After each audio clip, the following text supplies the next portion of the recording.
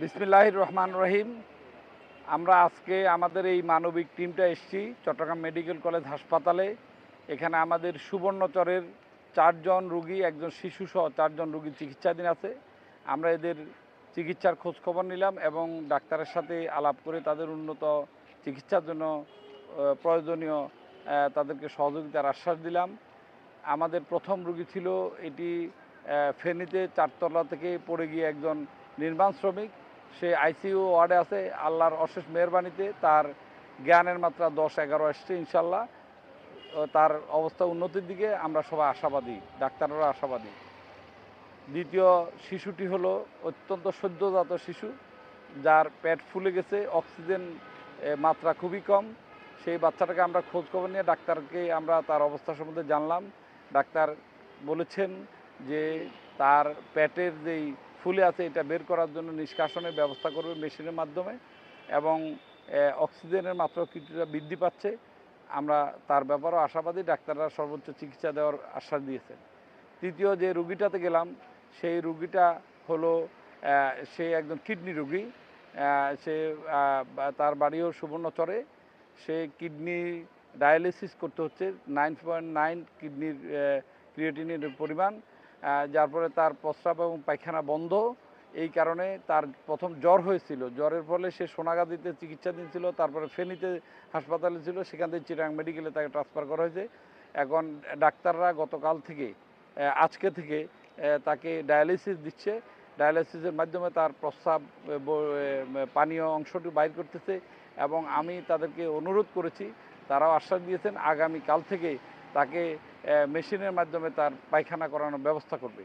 যখন তার ক্রিয়েটিনিনের সংখ্যা পরিমাণ নিয়ন্ত্রণে আসবে তখন তারা বেডে দিবে, এবং তার যেই এখন যেই তাকে মেশিনের মাধ্যমে তার ডায়ালিসিস করতেছে, ডায়ালিসিসটা বন্ধ করে দেবে ইনশাআল্লাহ, তারা আশাবাদী।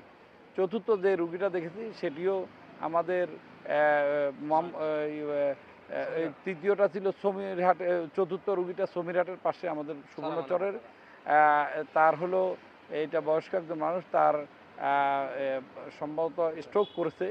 ডাক্তার তার এমআরআই করতে দিয়েছে, এমআরআই রিপোর্ট এখনও পায়নি, যার ফলে পূর্ণাঙ্গ চিকিৎসা শুরু করা যাচ্ছে না। এমআরআই করা হয়েছে, এটার ফিল্ম নিয়ে আসছে, তবে আমরা কাল সকালে ইনশাল্লাহ এটা রিপোর্ট পাবো। রিপোর্ট পেলে আপাতত ওর প্রাথমিক চিকিৎসা চলছে, এবং রিপোর্ট আসলে তার পূর্ণাঙ্গ চিকিৎসা তারা শুরু করবে। তারা আশাবাদী যে ইনশাল্লাহ তার অবস্থা ধীরে ধীরে উন্নতির দিকে যাবে।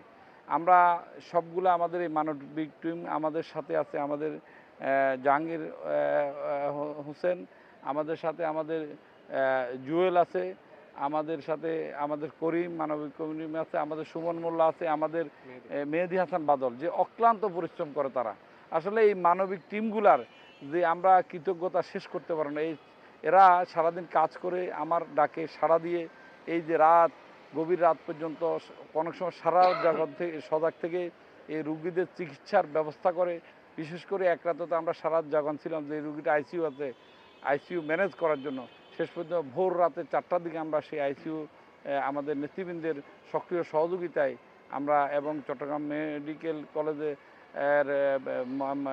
জনাব প্রিন্সিপাল মহোদয়ের ঐকান্তিক চেষ্টায়, আমাদের নেতৃবৃন্দের এমপি মহোদয়, আমাদের মাহবুবুর রহমান শামীম ভাই, কেন্দ্রীয় বিএনপির সাংগঠনিক সম্পাদক, ওনার সক্রিয় সহযোগিতায় এই আইসিইউ ম্যানেজ করা সম্ভব হয়েছে। আমরা আমাদের সুবর্ণচর বাসীর পক্ষ থেকে, সুবর্ণচর উপজেলা সমিতির চট্টগ্রামের পক্ষ থেকে আমাদের নেতৃবৃন্দের কাছে কৃতজ্ঞতা প্রকাশ করছি। সাথে সাথে যারা আমাদের এই মানবিক কাজে অংশগ্রহণ করেছেন সবার প্রতি আমরা কৃতজ্ঞতা জানাচ্ছি। আমরা যেইভাবেই কাজ করি না কেন, যাই বলি, আমাদের এই সংগঠনটা হলো আমাদের দেশের পশ্চাৎপদ সুবিধাবঞ্চিত মানুষের সেবার জন্য আসলে আমাদের কাজ। আমরা আমাদের মানবিক কাজ ইনশাল্লাহ আমরা অব্যাহত রাখবো।